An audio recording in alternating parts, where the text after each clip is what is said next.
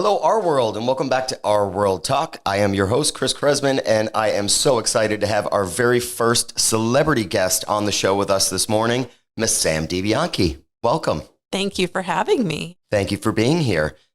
So I read on your website that you started your first business as a first grader. I did. About being destined for success. My goodness. I did. I was always in the business of wanting to make money. It was the mindset that I had at a very young age. Okay. And I thought it would be a great idea to bring in my toys and my parents' possessions. Okay. And I sold them to other first graders. And it was good. It was second grade where it got complicated because apparently some people told the teacher, and I remember coming back from recess, I saw the teacher, I saw my parents, and I'm like, oh crap, what's happening? And I got in trouble and I had to give everyone back their money, but they got to keep the goods. Really? So what did I learn from that? I had to be a little better, more skillful. Okay. And in the third grade, I sold sticker books. Okay. The best book being $250. Really? And yeah, so from then on, I knew how to be a good salesperson. Okay. Yeah. So you're learning negotiating skills from a very young age. Very young. Okay. Did your parents know that you were taking their possessions and selling them at school? They would randomly ask, hey, where is this or that? And they caught on, which is why I got caught in the second grade. And then I didn't do that in the third. In the third grade, I knew, you know what? Find what the trend is, find what everyone's into, sell that, forget about the parents. So. Okay. Fantastic. Well, that's, I guess, how you became such a wonderful realtor. Okay. So what haven't you been involved with? You're obviously a practicing realtor. Yes. Reality TV celeb, active real estate contributor to nationwide news outlets, and a motivational speaker. So how did you get started with all of those great achievements, and what's propelled you on that journey? I've been speaking on Fox News, Fox Business, CNBC, all the networks since 2012. Okay. And then I was on $1 Million Listing Miami in 2013, 2014. After that, I got called to do more motivational talks. Okay. So I do that not too often, but when people ask. And I've been practicing real estate since 2009. I've been licensed. Okay. And I obviously didn't do my research. So I didn't know 2009 was not the best time to get a real estate license. Correct. But I did. And, I think if you get your license and you're slow, it gives you so much time to figure out how to market yourself, how to brand yourself, how to gain that momentum. And since I didn't have a big book of business, I had no one at that time. Right. I was able to really figure out how to do that and how to do it well. So put the systems in place first. And exactly. then you get out there and start working. Exactly. Because I think, the biggest misconception is I'm going to go get my real estate license. It took me 4 times to pass the test, by the way. Oh, really? I kept failing. Okay. Everyone said any moron can pass. It took me multiple times. So that should be motivating for people. But yeah, I got my license and people think, oh, you have a license, you're going to make all this money, especially when you see reality shows like $1 Million Listing. Like, I'm going to make these 6-figure commissions immediately, easy peasy. And the reality is nobody wants to be your first client because you generally don't know what to do. And that is why training, learning, any coaching, just gain as much information as possible. And that's what I did. I also don't believe in, whether you're at a small brokerage or a big brokerage, get out of the office and make a coffee shop your office. Starbucks. You never make money sitting in the office. Starbucks was my first office and I sat there every single day to the point where people recognized me and they said, what are you doing here? And I would say, I'm researching properties, meanwhile, I'm not, but I made sure people knew that I was a realtor. And that's my biggest tip for those that are starting out now. Okay. So when you're doing motivational speaking, what sort of topics are you covering? I range from how to build your brand, which is my specialty. And you've got a fantastic brand, so people should listen to what you're doing. Thank you. Well, I think, the biggest misconception is that, she was on $1 Million Listing, and so that's how her brand exploded. And it helped, but I grew my brand well before that. Right. A lot of guerrilla marketing and organic marketing. I didn't do any lead gen. So I think it's just a matter of putting in the work and don't look for excuses. And now with social media, there's so many ways to grow your business and brand. So I talk a lot about branding. I talk a lot about just staying motivated, especially, the markets change. Sometimes they're great, sometimes they're not, and how to stay motivated, what to do when it is slow. And yeah, just kind of how I got to where I am. I've done a lot even before real estate and grew my name, and I try to stay as positive as possible. And aside from working with clients, I've also sold a lot. I've bought and sold a lot of my own property, and I actually became a millionaire from doing that, not necessarily from working with clients. So I love reminding people getting a real estate license doesn't mean you're working with buyers and sellers. It can mean just building your own real estate portfolio. Sure. Yeah, that's absolutely true. So tell us a little bit about life after reality TV. Are you missing it? Do you have any plans or projects coming up in the future? If I told you, I'd have to kill you. Potentially. Okay. Am I seeking out reality TV? No. I'm on Fox a lot, Fox News and Fox Business a ton. I was just on this past recently. So I'm never opposed to anything. I generally say yes to everything, but reality TV is not what people think it is. It's a whole lot of work. $1 Million Listing was the longest running of a filmed show, of a reality show. So it took us about 9 or 10 months of filming. Okay. And it was exhausting. We filmed almost every day, and it was a whole lot of work. I mean, you get a lot of business from it for sure, but you also have to weed out all of these people who are pretending to be someone they're not. So you have to vet just through so much. And so I think, now with social media, YouTube, even just filming reels on Instagram, you can do so much more. You don't need to be on Bravo or CNBC. You can be on your own social media, and you can really gain a good following. And I'm seeing that more and more by a lot of realtors who, for example, my last broker open, I had a group of realtors come in, and they weren't necessarily focused on, being there for the broker open as much as they looked at it like, hey, I can come in. Am I okay to film and put this on my social? I said, sure. And I think, help me sell the property. Let's go. Exactly. But you know how many realtors say, no, well, this is my listing, this and that. It's like, who cares? Eyeballs are eyeballs, and visibility is visibility. And that's the biggest thing of, me being on television. It's that many more eyeballs looking at what I'm doing. That's so true. So true. Yeah. In my past life, I actually worked in production. So I had worked on some reality stuff, TV, like major companies, TV commercials. And I always worked on the art department side of it. So whether that be, set dressing, props, working on props or props buying and things like that. And I know how exhausting it can be to film a show. I mean, it takes an incredible amount of time, very early mornings, very late nights. And you don't know how you're going to be edited. And that was the other thing. No idea. I mean, I was the first female of the $1 Million Listing franchise.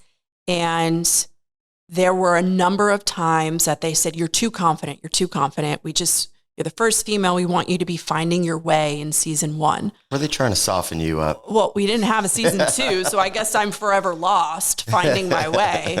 But there were some really rough times. My dog had died. And anytime they brought her up, I would immediately start crying. And that's no good for the camera. Oh, yeah. So they said, we're going to use you crying in other situations. And as they told me that, like, I could see they felt terrible about it. But again, it's what you sign up for. The good, the bad, the ugly, and you just have to take it and move on. But it's not as glamorous as people think. Right. No, I remember those mornings, those early mornings, and the finished product is always quite glamorous, but when you see people on set on that day, yeah, it's not as glamorous as people think it is. Exactly.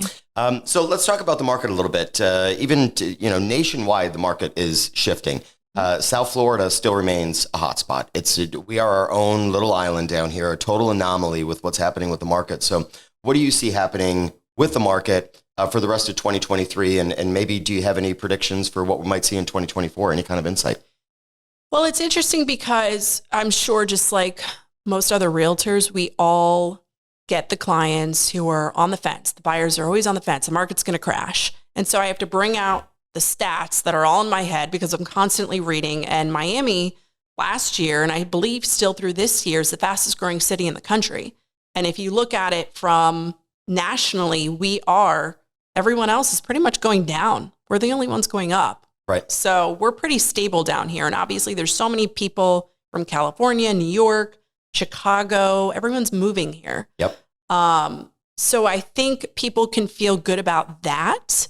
I think it's natural that sellers need to come down in price because they were making so much money before. I can't even tell you how many bidding wars that there were. And my job wasn't negotiating and getting them a great deal. My job was just getting them the deal. Exactly. And just get them the contract and we'll figure the rest out. Right. And something else a lot of realtors can learn, build those relationships, because I did so much business just because I knew the listing agent and they knew that I work with qualified buyers. I'm not meeting this person for the first time in the driveway. Right. You're going to get them to the closing table. Right. So they're pre-qualified, and my relationships with listing agents got me so much business.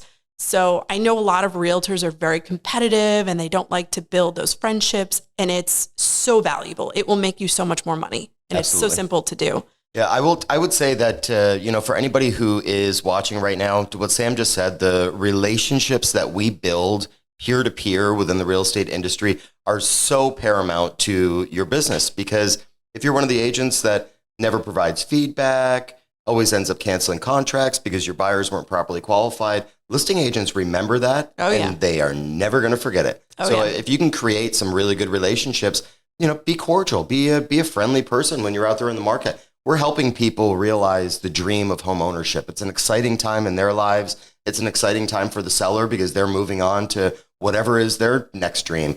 And to really make sure that we have those relationships in place and everybody can work well together. When you end up in those bidding wars, who's going to end up getting the contract?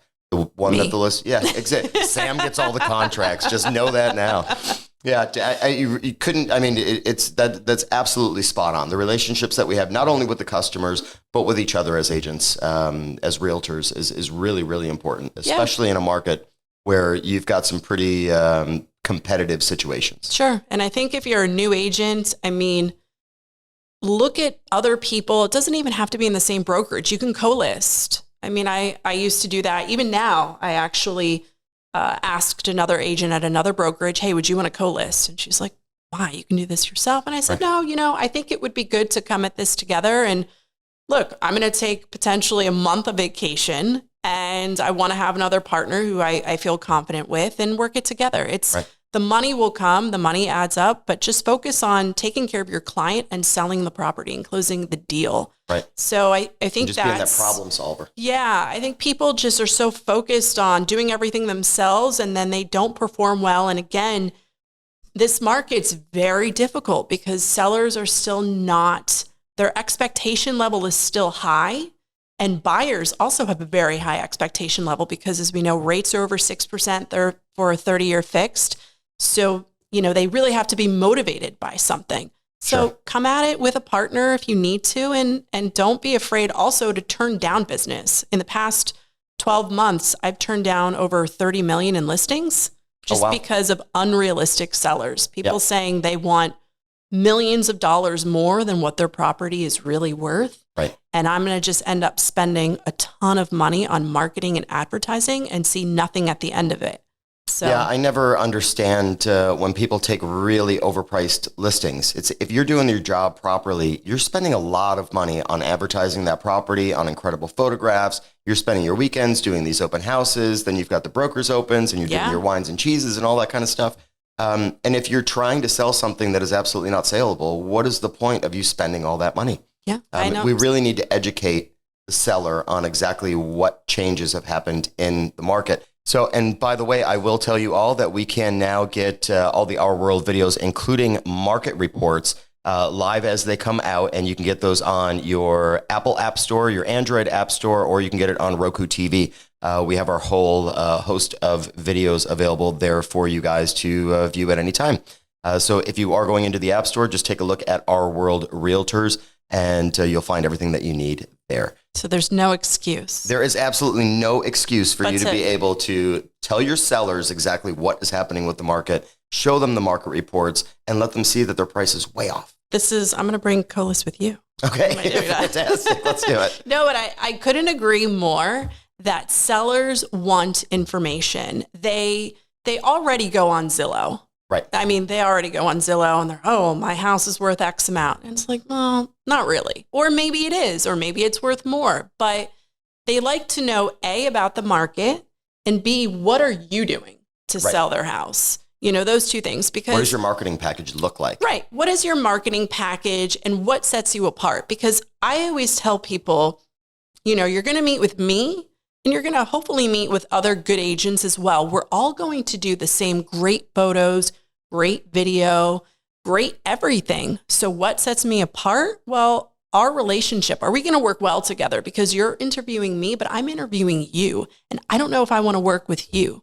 Are you going to, you know, stress me out? And it sounds ridiculous, but it's a real thing, because I've had people where I fire clients all the time. And the ones that call screaming at 9 o'clock at night. Yeah. And you're just like, wait a minute, hold your horses. Let's have a conversation. I'm a person, not an object. Just a friendly reminder. But yeah, it's important that you only take on the business that A, you're confident in taking on, whether it's a buyer or a seller, and be someone that you know that you can work with. So if you do have to ask for a price reduction, you're not scared to call them and ask for that. And you also come with a package of information showing everything that you've done to sell the property. Because the last thing you want to do is say, Mr. Seller, I want a price reduction. And they're saying, well, what have you done to sell my home that justifies the price reduction? And you don't have answers. Right. I itemize everything that I do, from the 5-minute phone call to the $1,000 I spent on photos, everything. Right. So it's all itemized. Here it is. Let's reduce the price and get it sold. So let me ask you something. Just you're talking about marketing and your listing appointment and the package that you're presenting to them. So if you were going to list your best friend's home, are you going to give them the same listing pitch, the same marketing pitch, and show them all of the things that you're going to do for them? Or do you walk into that listing appointment differently and just say, here's your listing agreement signed on the dotted line, Mr. Best Friend? No, I give the same. It's so funny you ask that, because all of my friends, some people will say, don't mix friends in business. Mm-hmm. All of my friends use me. And I'm like two different people. When it comes to business, I am this way. And when it comes to personal, I'm that way. Right. And they know that I switch. Like a light switch. I turn into Sam the Realtor, and there's no question, all of my friends use me. So there's no debate, because they know I take my job extremely seriously. Awesome. And I like to give them, again, sometimes it's too much. I have clients that are like, Sam, don't call me until you have an offer. Like, it's overkill. I don't need the updates. And then I have other clients that I talk to them almost every day. So I think even giving your buyers and sellers realistic expectations of how you work is also important. Whether it's, you know, some people say, oh, well, this person, they called me or texted me at 7 a.m. And I said, well, why did you answer the phone? Right. If someone calls me at 7, unless, you know, it's an emergency, I'll call them back at 8:30, maybe 9. And then they'll suddenly realize, okay, Sam will always get back to me. Like, her working hours, since we don't have true hours, my office hours are 8:30 or 9 until a certain time. And if it's an emergency, sure, I've spoken to people at midnight. But if it's not, it can wait, and it's okay. So I think just being candid. I had a client in Hong Kong one time, and that was fun, because I'd have to stay up and call them at 2 o'clock in the morning in order to get any business done. And, you know, if you had a contract and you're waiting, somebody's waiting for a response, it's like, you have to know that it's going to be a full 24-hour turnaround before I can get anything back to you, because I've got to stay up till 2 o'clock in the morning in order to have the conversation with these people. But I think it just touching on your listing presentation and the marketing that you do for your friends, I think it's important for anybody who's listening to realize that your friends are your biggest promoters. And if you can go in there and blow them away with the same listing presentation that you give to the person who you're trying to impress that you have not met yet, it's really important to do that for your friends, because now they're the ones that are out on the street telling everybody, singing your praises about the incredible job that you did for them. And I actually went on a listing appointment many, many years ago for a friend and did not get the listing because they said, somebody walked in here and blew me away. And then you came in expecting that you were going to get the listing and I was just going to sign the listing agreement, but you never told me about your marketing plan. You never told me about the things that you're going to do in order to get my home sold. And that was the one and only time that ever needed to happen. And I never made that mistake again. So I think for anybody who's listening, they need to understand that it's incredibly important to make sure that you're taking care of your friends the same way that you would take care of anybody else in this business. 100%. 100%. So what was your number one most enjoyable moment as a realtor? Was it the sale of your first home? Maybe you had a perfect customer, just an excellent day that you've had. Maybe it was a huge sale. What's been your most enjoyable so far? I've had a lot of good days for sure. I think maybe selling my first place, I think I made, it was, looking back now, small money. It was $30,000. But back then it was like, wow, this is great. Yeah. And then I went into my next property. And when I sold that 2 years later, I made $250,000. Nice. And this was all profit. And then from there, I bought 2 more homes. And then I ended up having 10 homes. And then I rented them out. I Airbnb'd early on when Airbnb was profitable. Right. That's a whole separate podcast. And seems like everybody's buying an Airbnb nowadays. Yeah. And then as of recent, the market shot up. I sold a bunch, did very well. And, clients, you always have those good clients, bad clients, whatever. But when you're able to use your license and make money for yourself and know that you don't have to live and die by working with other people, right? It's a phenomenal feeling. There's no feeling like that. And I think, it was a post that I had on my Instagram, and this was like a few years ago. And I remember it got great, like well over 1,000 likes. I'm like, oh, okay. And I told this story and I tied it into the fact that when I was filming $1 Million Listing, I was living in my first place. It was a townhome in Fort Lauderdale and it was older, but it was cute and I liked it. And part of production had told me, I'm not glamorous enough. I wasn't luxurious enough. I need to buy new furniture. Oh, my place isn't nice enough. And I went and I told this story on Instagram about how I bought this and I made 30, and then I used that to make buy my other property. I made 250, and now I've made millions from buying and selling and renting my own stuff. And it's like, don't listen to the haters. Do what you know. Use your real estate license. Focus on that. And who cares if you're glamorous, luxurious? Like, I got money in the bank. Right. You know what? Tune out the noise. Nothing else to worry about. So, right. Yeah. That's awesome. Good for you. Okay, so we're going to talk about what makes real estate professionals in South Florida so unique, because we are a unique bunch. What are some tips that you can give people to help them up their game in the South Florida real estate market? I mean, it seems like Florida is one of those places where you get your driver's license and then they just hand you your real estate license. Except for you had to do it 4 times, but that's besides the point. But we do have some characters down here. Yes. Give us some tips that we can pass on to our listeners to help them up their game. Well, just to circle back, like I had said before, build those relationships with realtors. If you're new, especially if you're new, build those relationships. Go to other people's brokers' opens and they will go to yours. Absolutely. Making sure too that once you sell a property, your marketing doesn't end from there. To me, once I sell the property, then I need to go and either do a mailer, do a video of the property, post about it, showcase that to hopefully, again, get more business, because you can get more business from stuff that you have listed, but also stuff that you have sold. Working on building your name, going out there and meeting as many people as possible. I mean, the list can go on. Right. I mean, it's a rainy day out now, as you can hear. It is a rainy day. Yeah. Beautiful South Florida spring. Yeah. If you guys are hearing the pouring rain and thunder coming from above our heads, I apologize. But hey, we're live. That's how it goes. So I'm sure you've had the opportunity to work with or meet some really high profile people in your career. Can you share a funny story or tell us about somebody who's left a lasting impression with you? There's quite a few. I work with a lot of doctors, entrepreneurs, athletes. And I think athletes, people assume are so glamorous, and it is not that way at all. Number one, I don't really follow sports a lot, so I generally don't know who I'm working with, and I'd have to Google them. And but I bet you could tell they're incredibly disciplined, super hardworking people, though. Yeah. And so I remember this one time I was with my husband, and it was 12:30 at night or in the morning, whatever you want to say.